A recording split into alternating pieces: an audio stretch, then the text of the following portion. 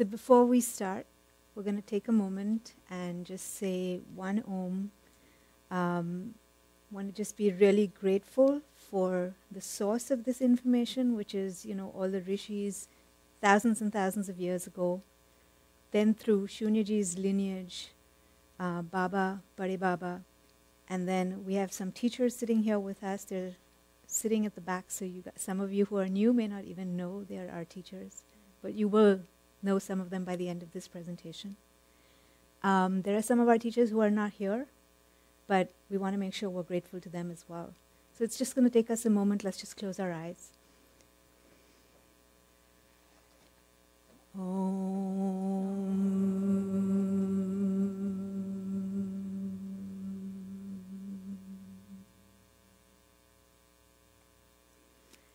Wonderful.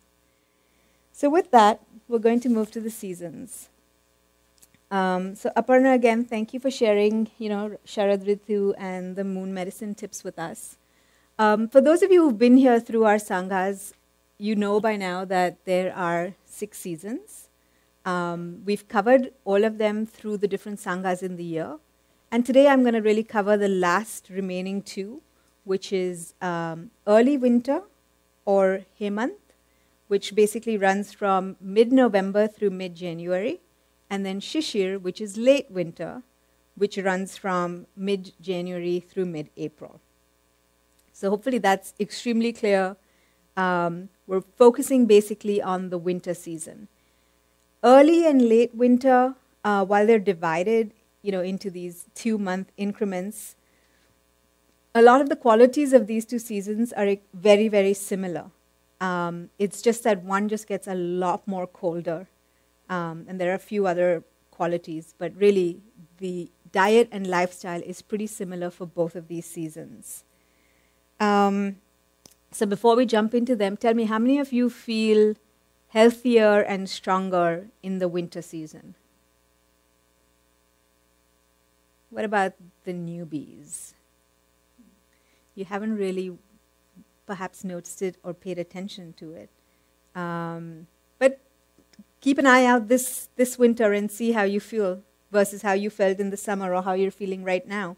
And maybe report back when you come in January, because I think that will be a nice follow-up and an observation to make. Well, those who have been here a little longer did put their hands up and said that they felt a little stronger, and there's actually an explanation to that. And we're going to walk through it in a minute. So this is actually the healthiest season. Aparna explained all the Ayurvedic concepts to you, so I'll hand out the quiz sheet at the end. But really, the number one is we have a strong Agni. Our digestion is really strong during this time of the year. Consider yourself lucky, because that's one of the key things that we need for everything else to be functioning well in our system. That allows us to put any and everything, mostly any and everything, into our mouths during this season. We're not allowed to do that during the rest of the year. It's a good thing the holidays are at this time. So there's a lot of internal existing support during this season. Our doshas are pacified. So as during this season, Sharad, Aparna had mentioned Pitta is out of control. It actually gets pacified by the time we get into, actually starting in the winter, it'll get pacified. So you'll be much more happier, you'll be less angry and irritable.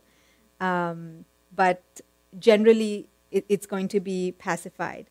We also know that during that season, the dampness and the moisture in nature increases, right? Around us, we see it's beginning to cool. There's a lot of dampness. There's dryness, which basically means kapha dosha is increasing in nature. That's the earth and the water qualities are increasing in nature. And honestly, that's the same thing that's happening in our bodies. Kapha is increasing. That's also allowing pitta to get a little pacified. Vata is also fairly under control. You couldn't ask for more. So this is a great time when we have strong oja or immunity. So that's good health. We have great strength, and it's a time to really build strength as well. It's the best season to nourish our dhatus, and going to run out of time, so I'm not going to explain the whole concept of dhatus, but keep in mind that it's doing another good thing for your body.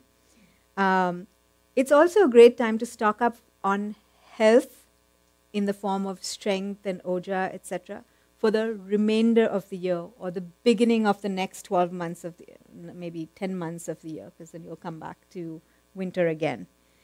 The one thing that I have to caution you is just because your digestive fire is so strong and you're going to keep on, you'll feel like you can just keep eating and you're fine.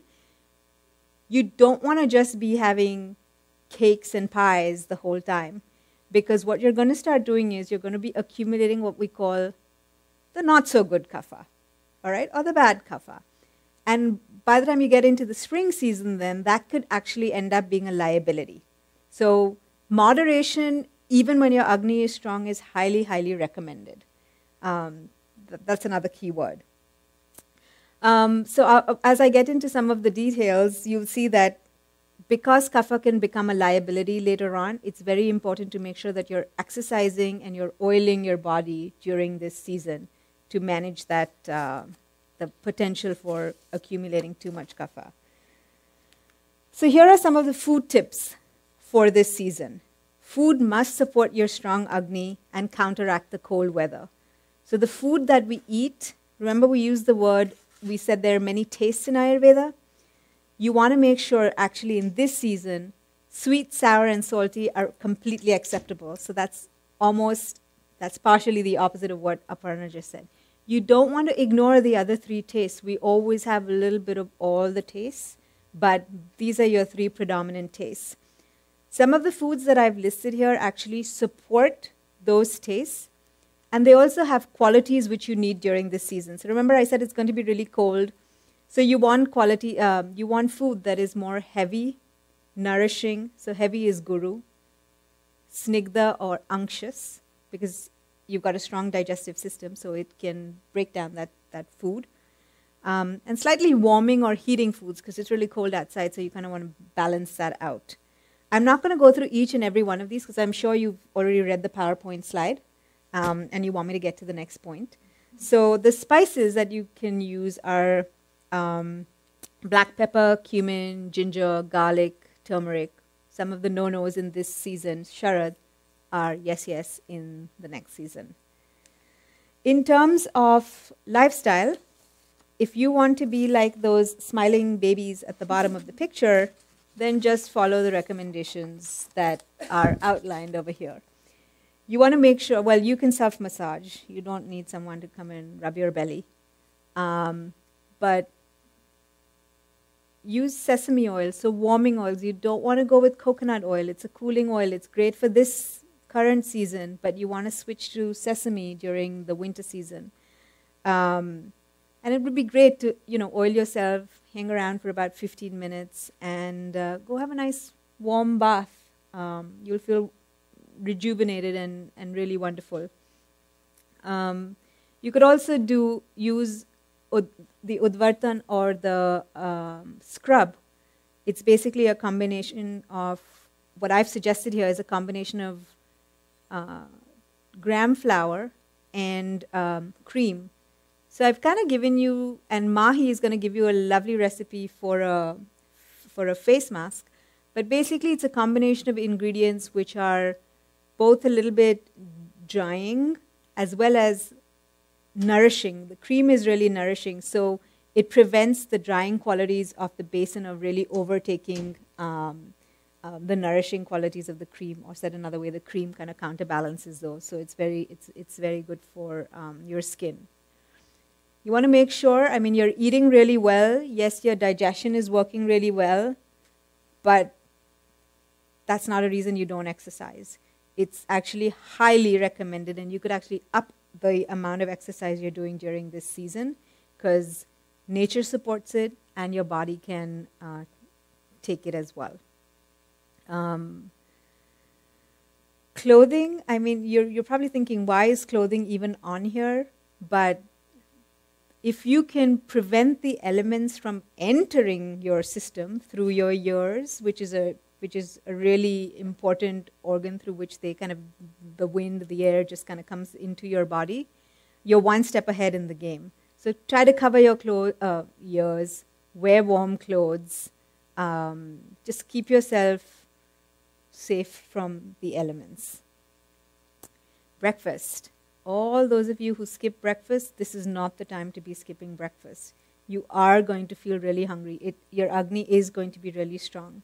So make sure you plan the night before what you're going to have for breakfast in the morning, because you're going to want it then and there. Also during this time, it's okay to have, more sexual activity than perhaps some of the other seasons in the year, because again, nature supports it, and it's perfectly fine. So I know I'm running out of time. I know I've given you guys a lot of tips. So again, just, follow 2, 3, 5, all if you can, and then you should be smiling like those little babies at the bottom of the screen. And I'm not sure how many minutes I have, but okay. So with that, we'll just move to questions. And if you don't have any, then I will ask them. Great. So what's Agni then? That's right, the digestive fire. And how is your digestive fire in the winter season? Awesome. And what kind of foods should we eat? Uh-oh. Nourishing, heavy, warm, sweet. Great. Well, thank you guys. Everyone has passed with flying colors.